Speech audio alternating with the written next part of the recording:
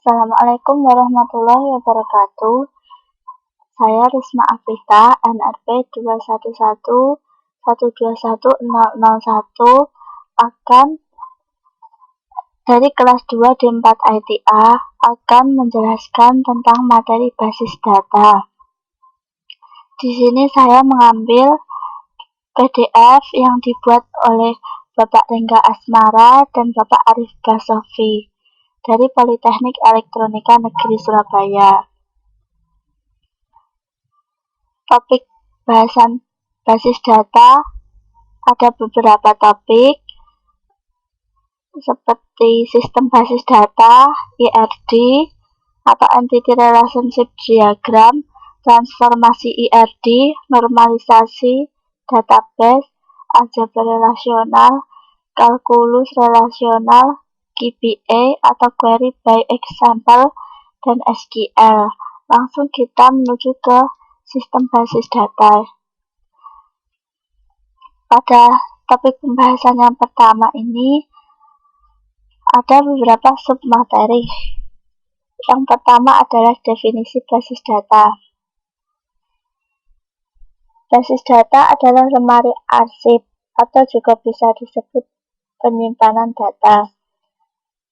Dari etimologi basis, arti dari kata basis adalah markas atau gudang atau tempat bersarang atau berkumpul. Sedangkan data adalah representasi fakta dunia nyata yang mewakili suatu objek yang direkam dalam bentuk angka, huruf, teks, gambar, suara. Lalu kalau digabungkan maka akan mendapat pengertian, yaitu basis data adalah himpunan kelompok data yang saling berhubungan, yang diorganisasi sedemikian rupa sehingga kelak dapat dimanfaatkan kembali dengan cepat. Atau kumpulan data yang saling berhubungan yang disimpan secara bersama tanpa adanya redundansi data. Prinsip kerja basis data yaitu pengaturan data arsip agar data menjadi lebih rapi. Tujuan basis data yaitu kemudahan dan kecepatan dalam pengambilan data kembali, efisiensi ruang penyimpanan, keakuratan data, ketersediaan,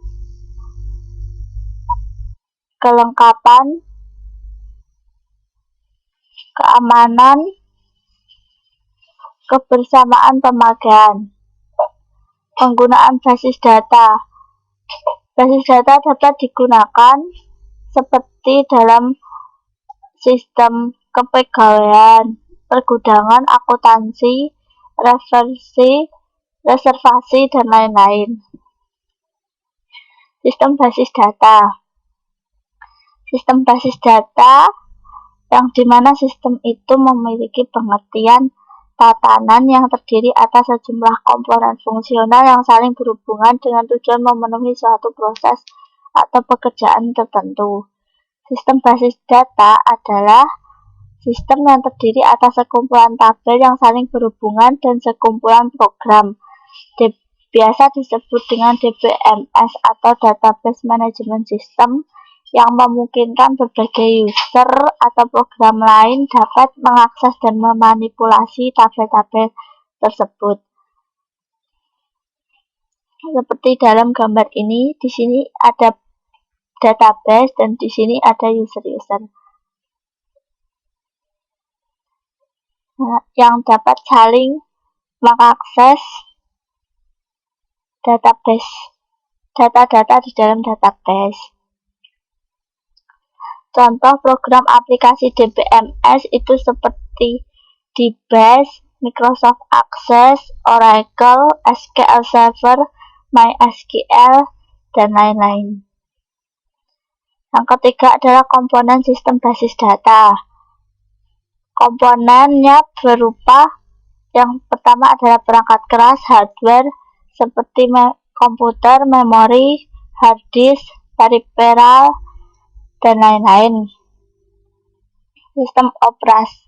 Yang kedua adalah sistem operasi, yaitu program yang menjalankan sistem komputer, mengendalikan resource komputer, dan melakukan berbagai operasi dasar sistem komputer, seperti contohnya Windows, Linux, DOS, dan lain-lain. Lalu ada basis data, yaitu menyimpan berbagai objek database. Yang keempat ada DBMS, yaitu perangkat lunak yang memaintain data dalam jumlah besar. Yang kelima adalah pemakai atau user, yang biasa mengakses database. Yang kelima adalah aplikasi perangkat lunak, yaitu program lain dalam DBMS. Lalu submateri selanjutnya adalah abstraksi data. Dalam database, data disimpan dan dipelihara dengan baik dan struktur oleh DBMS. Sistem menyembunyikan data tentang bagaimana data disimpan dan dipelihara, sehingga seringkali data yang terlihat oleh user berbeda dengan data yang tersimpan secara fisik. Abstraksi data merupakan tingkatan level dalam melihat bagaimana penampilan data dalam sebuah sistem. Terdapat 3 level abstraksi data, yaitu level fisik dan level konseptual serta level pandangan. Level fisik ialah level yang paling rendah yang menunjukkan bagaimana sesungguhnya suatu data disimpan. User melihat data sebagai gabungan dari struktur dan datanya sendiri. Tingkatan ini berurusan dengan alokasi ruang penyimpanan data dan indeks, deskripsi rekod untuk penyimpanan, penempatan rekod data, teknik konvensi, dan enkripsi data. Sedangkan yang kedua adalah level konseptual, menggambarkan data apa yang sebenarnya disimpan dalam database, serta hubungan relasinya dengan data lain. Berisi struktur logika database yang hanya dapat dilihat oleh DBA atau Database Administrator. Tingkat konseptual ini menyatakan entitas, atribut, dan relasi, constraint terhadap data, informasi semantik data, informasi keamanan, dan integritas data. Yang ketiga adalah view level atau level pandangan. Level tertinggi dari abstraksi data yang hanya menampilkan hanya sebagian dari database. Tidak semua user membutuhkan semua data dalam database.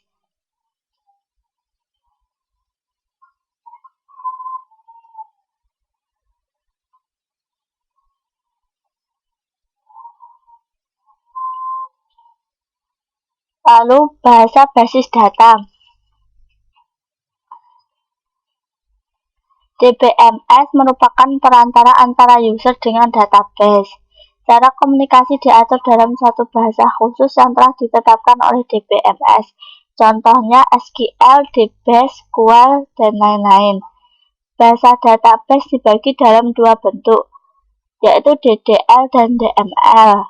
DDL adalah Data Definition Language, digunakan dalam membuat tabel baru, indeks, mengubah tabel, menentukan struktur tabel, dan lain-lain. Hasil dari kompilasi perintah DDL berupa kumpulan tabel yang disimpan dalam file khusus, yaitu kamus data atau data dictionary, yang mana merupakan metadata, yaitu data yang mendeskripsikan data sesungguhnya. Data dictionary ini akan selalu diakses dalam suatu operasi database sebelum suatu file data yang sesungguhnya diakses.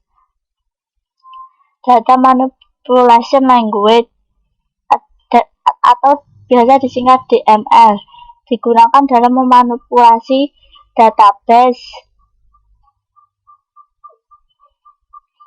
Manipulasi data dapat mencangkup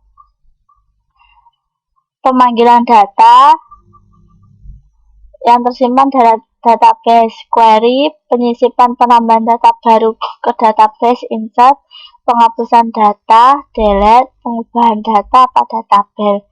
Jadi perintah yang ada di DL itu seperti create, alter, drop, dan lain-lain.